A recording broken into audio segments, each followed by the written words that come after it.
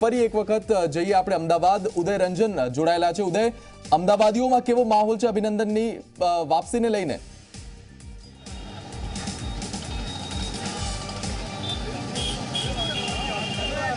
મીર, જો વાત કરવામાં આવે તો અત્યારે શહેર અને રાજ્યના સીમાડા ભૂલી આ તમામ લોકો અત્યારે એક ભારતીય થઈ ગયા છે. અને અહીંયા આવતા પહેલા એમણે એવું જણાવ્યું કે અમે કોઈ રાજ્ય કે કોઈ શહેરના નથી, પણ એક ભારતીય છીએ. આપ જોઈ શકો છો કે અહીંયા કેવા પ્રકારનો આખો ભારત માતાના જયના નારા લાગી રહ્યા છે અને ભારતીય સેનાના નારા લાગી રહ્યા છે. સામાન્ય રીતે આ ઝંડાઓના તિરંગાઓ જે છે 15મી ઓગસ્ટ કે 26મી જાન્યુઆરી દેખાતા હોય છે રસ્તા ઉપર લોકોના હાથમાં, પરંતુ આજનો આ દિવસ જે છે એ એનાથી પણ વધારે છે. અને મીઠાઈ જે છે ખવડાવીને અત્યારે આ અભિનંદનને જે પરત લાવવા માટેના પ્રયાસો કરવામાં આવ્યા અને સફળ થઈ એમાં સરકાર, ત્યારે એને લઈને મીઠાઈ તમામ લોકોને ખવડાવવામાં આવી રહી છે. આ લોકોનું શું કહેવું છે, શું જણાવવું છે, આપણે એ પૂછીએ. આપણે એમની પાસેથી જાણીએ.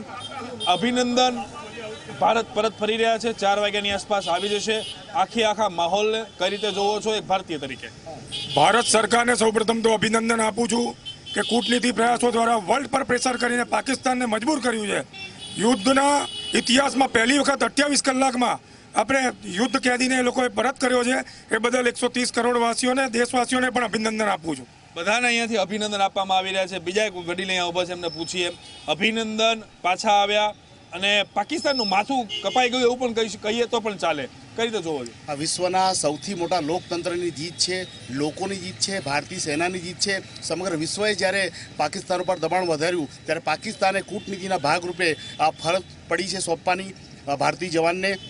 આશા રાખીએ કે પાકિસ્તાન આતંકવાદના એ આકાઓને પણ નેસ્ત નાબૂદ કરે કે જે પોતાના ત્યાં ચલાવે છે. સમગ્ર વિશ્વ હવે જાગી ગયું છે અને ભારતના પક્ષે છે. એ આ સરકારની કૂટનીતિનો એક ભાગ છે કે જે વિજય પ્રાપ્ત થયો છે. આવતીકાલે નરેન્દ્ર મોદી વડાપ્રધાન છે, એમણે એવું જણાવ્યું કે આ તો માત્ર એક પાયલોટ પ્રોજેક્ટ હતો, ઓરિજિનલ રિયલ અને ફિલ્મ તો હજી બાકી છે. ગણતરીના કલાકમાં અભિનંદન વર્ધમાન જે છૂટી રહ્યા છે ત્યારે દેશમાં સમગ્ર ખુશીની લાગણી અનુભવી રહ્યા છે. સાથે સાથે આ જે સમસ્યા છે આતંકવાદને એને જળમૂળમાંથી ખતમ કરવી જોઈએ એવી અમારી લાગણી છે. અને એના ભાગરૂપે કહ્યું હશે તો સાચી વાત છે, કારણ કે આ જે ઘટના છે એને સમગ્ર દેશને એક જોડી દીધો છે અને દરેક રાજનૈતિક પાર્ટીઓ પણ સમર્થન આપી રહી છે. ત્યારે આ આતંકવાદને ખતમ કરવા માટે એક સારી મુવમેન્ટમાં આપણે લાભ મળશે.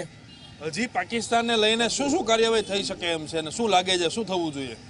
પાકિસ્તાનને લઈને કાર્યવાહી તો થઈ છે કે જે પાકિસ્તાન જે આતંકવાદીઓને એક અડ્ડો બની ગયો છે, જેને કારણે વિશ્વના સમગ્ર મનુષ્ય જાતિ પર એક આમ કહેવાય કે કે ગમે ત્યારે પણ એટેક કરે અને મનુષ્ય જાતિને જોખમ પણ છે આ આતંકવાદથી.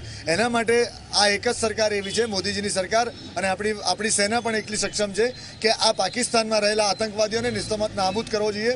અને જો પાકિસ્તાન એ સુધરે નહીં તો કદાચ વિશ્વના નકશામાંથી પણ પાકિસ્તાનનું નામો નિશાન મિટાવી દેવું જોઈએ. એવી કાર્યવાહી કરવી જોઈએ જો આતંકવાદી પાકિસ્તાન એને ખતમ ન કરે તો. અહીંયા નકશામાંથી નાબૂદ કરવાની વાત આવી છે. બીજા વડીલ આપણી સાથે ઉભા છે. નરેન્દ્ર મોદી વડાપ્રધાન જે છે એમણે એવું જણાવ્યું કે આ તો માત્ર એક પાયલોટ પ્રોજેક્ટ હતો, ઓરિજિનલ રિયલ ફિલ્મ હજી બાકી છે. તો શું થઈ શકે આમાં, શું કરવાના છે હજી? નરેન્દ્રભાઈના મગજમાં જે હશે, એમણે જે કાલે ડિક્લેર કર્યું છે કે ભાઈ આ તો પાયલોટ પ્રોજેક્ટ હતો, એટલે હજુ આગળના સ્ટેપ્સ શું હશે અને એ ડિપ્લોમેટિક જે રીતનું એમણે વાતાવરણ બનાવ્યું છે આખા વર્લ્ડમાં, જેના કારણે દરેક દેશને ભારત તરફી નિવેદનો આપવા પડ્યા અને ભારત તરફી એ લોકોએ રાજકારણને બી પણ બાજુમાં મૂકીને ભારત તરફી પાકિસ્તાનને દબાવવાના પ્રયત્નો કર્યા. એના કારણે આપણે જોઈ શકીએ છીએ કે નરેન્દ્રભાઈની ડિપ્લોમેટિક જે નીતિ છે એને કારણે પાકિસ્તાન વર્લ્ડમાં જુદું પડી ગયું છે. અને એમની એ જ ધારણા હશે કે પાકિસ્તાનને જુદું કરી અને દરેકને, આખા વર્લ્ડને આતંકવાદના એમાંથી મુક્ત બનાવે એવી એમનો 100% પાયલોટ પ્રોજેક્ટ બન્યા પછી એનો સારો પ્રોજેક્ટ હશે. વાત કરવામાં આવે તો ભારત સરકારની કેવડી મોટી જીત અને પાકિસ્તાન ઘૂંટણિયા ભેર થયું, કઈ રીતે અને શું એને જોઈ રહ્યા છો તમે? આ વંદનની ધરતી છે, આ અભિનંદનની ધરતી છે. આજે આ અભિનંદનજી વંદનની ધરતી ઉપર આવી રહ્યા છે, તેમને મણિનગરની જનતા તરફથી હું શુભેચ્છા પાઠવું છું. આપ જોઈ રહ્યા છો કે આ સેનાના શૌર્યની વિજય છે. આપ જોઈ રહ્યા છો કે આ નરેન્દ્ર મોદીજીના પોલિટિકલ વિલનો પાવર છે. સમગ્ર દેશની અંદર આતંકવાદ આજે પનપી રહ્યો છે, ત્યારે આજે ભારતની જનતા સુરક્ષિત હાથોમાં છે તેની અનુભૂતિ થઈ રહી છે. કારણ કે અત્યારે જોઈ રહ્યા છે કે નામુમકિન પણ મુમકિન થઈ રહ્યું છે, કારણ કે આ મોદી સરકાર છે. આજે સમગ્ર દેશની જનતાને નરેન્દ્ર મોદીના નેતૃત્વ ઉપર ખૂબ જ વિશ્વાસ છે અને અમને ચોક્કસ વિશ્વાસ છે કે આજે પાકિસ્તાન ઘૂંટણીએ પડ્યું છે, આવતીકાલે ચોક્કસ અને હારની પરિસ્થિતિ પણ આજે આને મેળવીને જંપીશું આપણે. તમે એક યુવાન છો, ગણતરીના કલાકોની અંદર પાકિસ્તાને જે છે એ પીછે હટ કરી લીધી અને અભિનંદનને પરત કરવા માટેની આખી સંસદની અંદર એને જાહેરાત કરી ઇમરાન ખાને. તો એક યુવા તરીકે શું લાગણી છે તમારી દેશને લઈને? આ એક ભારત દેશનો વિજય છે. આ જે કૂટનીતિ નરેન્દ્રભાઈ જે કૂટનીતિની કરી રહ્યા છે તેના માટે ભારત દેશનો આ વિજય છે અને ભારત દેશના વિજયથી જ અભિનંદન જે આજે પરત ફરી રહ્યા છે.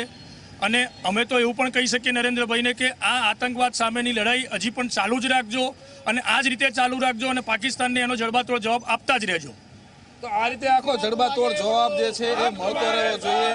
આ પ્રકારની આખી લાગણી જે છે ભારતીય સેના અને ભારત સરકારને લઈને અહીંયા જોવા મળી રહી છે આપણને.